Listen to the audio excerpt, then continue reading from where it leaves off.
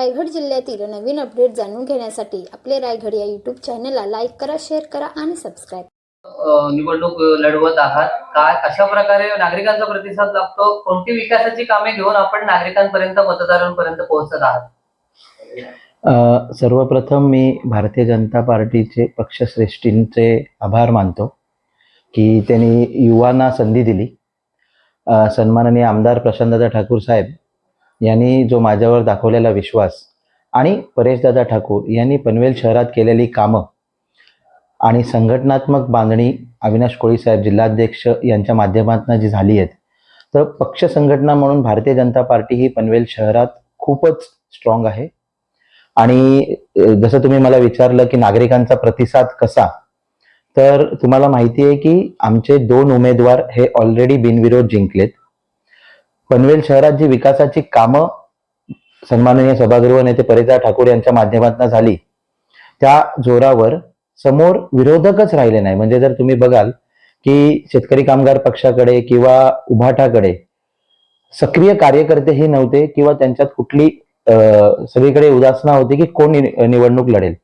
निवडणूक बिनविरोध न हो यासाठी त्यांनी काहींना जबरदस्ती फॉर्म भरायला सांगितले, पण त्या उमेदवारांनाही लक्षात आलं की आपल्या पक्षाची काय ताकद आहे पनवेलमध्ये, पुढे कार्यकर्ते असतील प्रचाराला नसतील, म्हणून त्यांनी माघार घेतली. आणि त्या उलट भारतीय जनता पार्टीमध्ये 4 सीटसाठी 20 इच्छुक होते. 20 पैकी 4 जणांना तिकीट भेटली आणि बाकीचे जे उरलेले 16 आहेत ते आजही आमच्या खांद्याला खांदा लावून आमचा प्रचार करतायत. कारण इकडे कॅन्डिडेट पेक्षा पक्षाला महत्व आहे, संघटनेला महत्व आहे, आपण केलेल्या विकास कामांना महत्व आहे.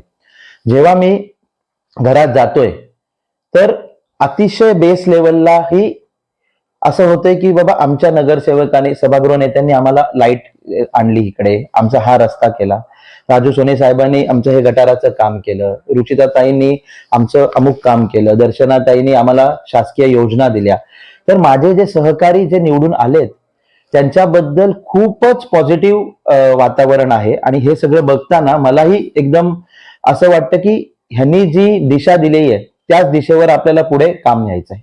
आपण पहिल्यांदाच या निवडणुकीच्या रिंगणात उतरलेले आहात, तर कसं वाटतंय? जरी ही माझी निवडणूक पहिली असली तरी मला जेव्हापासून कळतंय, म्हणजे मी 8-10 वर्षाचा असल्यापासून माझे घरचे हे त्यांच्या जवळच्यांसाठी प्रचार करत आलेत. म्हणजे किरण मनोरे आमचे नगरसेवक त्यावेळेला झाले, नंतर कल्पना ठाकूरताई झाल्या, नंतर प्रशांत दादाच्या पहिल्या इलेक्शनला मी एक युवा म्हणून पूर्ण टीम सकट खूप सक्रिय काम केलं.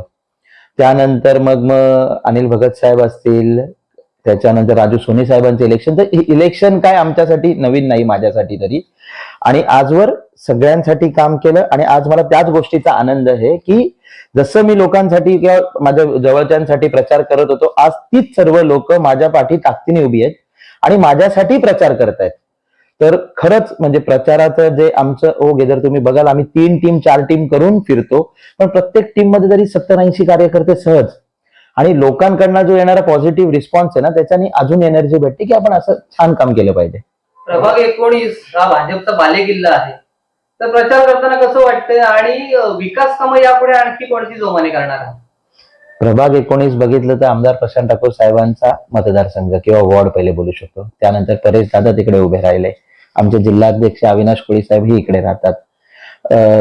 हे जर आपण बघितलं महाराजांचा पुतळा इकडे आहे, सगळी मोठी बाजारपेठ सगळ्या आहेत इकडे आहेत. तर ह्या वॉर्डाचं प्रतिनिधित्व करताना आपल्याला मला एक जाणीव आहे की किती मोठी जबाबदारी आहे. तर इकडे जर ह्या बाजारपेठी आपल्याला जपायच्या, इकडे गिराईक चांगला आला पाहिजे, तर समस्या जी आहे ती ट्रॅफिकची आहे, समस्या आहे पार्किंगची. तर सभागृह नेते परेशदादा ठाकूर यांच्या माध्यमातून आपण त्यांच्या नेतृत्वात सरस्वती शाळेच्या समोर एक 250 ते 300 कार पार्किंगचं काम चालू करतोय.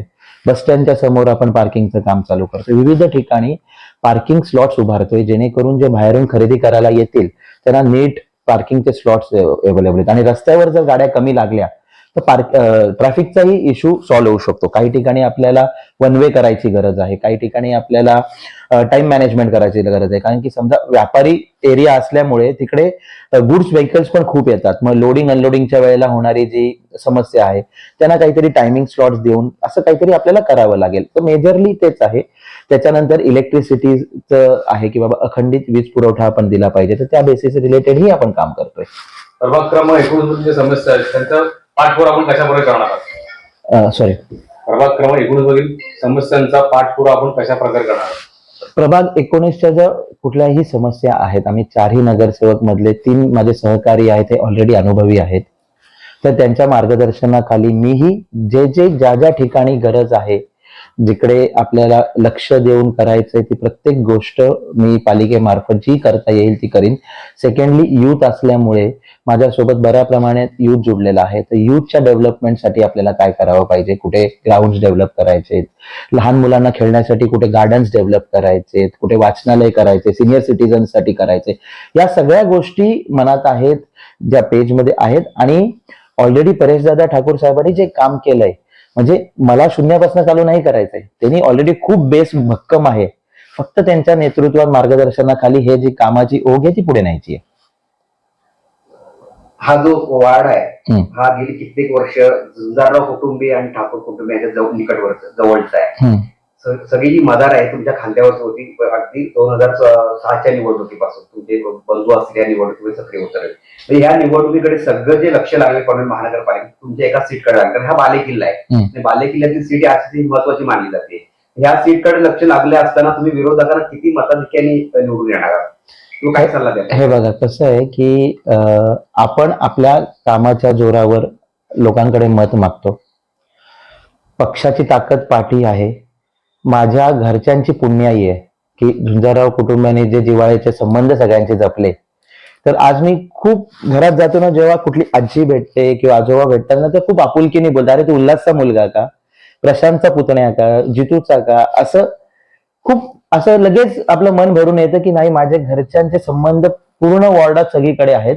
आणि आज तुम्ही बघाल ना, तर माझ्यापेक्षा जास्ती माझे वडील, माझी मिसेस, माझी मम्मी हे अख्ख्या वॉर्डात फिरलेत, आपापल्या घरच्यां गेलेत आणि खूप सुंदर रिस्पॉन्स आहे. तर मताधिक्य किती असेल हे आकडा तर मी नाही सांगू शकत, पण प्रचंड असणार आहे हे नाही. आणि आपण प्रामाणिक काम करतोय, प्रामाणिक काम करत आलोय.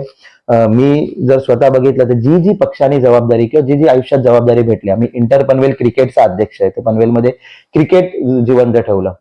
मी सोसायटी मित्र मंडळाचा अध्यक्ष आहे, तर तुम्ही बघितलं असेल की बरेचसे इव्हेंट्स मी पनवेलमध्ये केले जे कधीच नव्हते. म्हणजे पतंग महोत्सव असू दे, दीपोत्सव असू दे, मोठ्या प्रमाणात नवरात्री उत्सव असू दे, होळी असू दे, दही अंडी असू दे, तर ह्या सगळी कामं मी आजवर करत आलोय. आणि ह्या सगळ्या कामांच्या जोरावर आणि भारतीय जनता पार्टीची जी संघटनात्मक ताकद आहे, त्या दोन्ही जोरावर मला आत्मविश्वास आहे की प्रचंड मताने आम्ही दोघंही उमेदवार निवडून येऊ. प्रचार अंतिम टप्प्यात आलेला आहे. मतदारांना काय आवाहन कराल? मतदारांना 8 वर्षानंतर ही खरं तर संधी भेटली आहे मतदान करायची नगरपालिकेसाठी.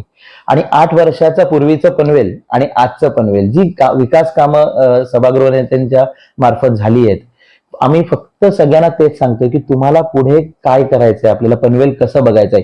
येणार बाजू आता एअरपोर्ट चालू झालाय, पनवेलला रेल्वे स्टेशन जंक्शन एवढं मोठं होतंय, तर ऑपॉर्च्युनिटीज खूप आहेत तुमच्याकडे. आम्ही जो प्लॅटफॉर्म तयार करू की आपल्या युथला जॉब्स ऑपॉर्च्युनिटी असू दे, तुमच्या घराच्या समोर जो रस्ता आहे तो चांगला असावा, गटारं नीट असावी, पार्किंगची सुविधा नीट असावी, या सगळ्या गोष्टी बघून आणि तुमची आमच्याकडे अपेक्षा आणि दादांनी केलेली कामं ह्याच्यावर तुम्ही बघून मतदानाला बाहेर या. हा मतदान तुमचा हक्क आहे, तुम्ही हक्क बजावला पाहिजे आणि आमच्याकडनं पुढची 5 वर्ष काम करून घ्यायचे आहेत, हेच मी मतदारांना सगळ्यांना सांगेन.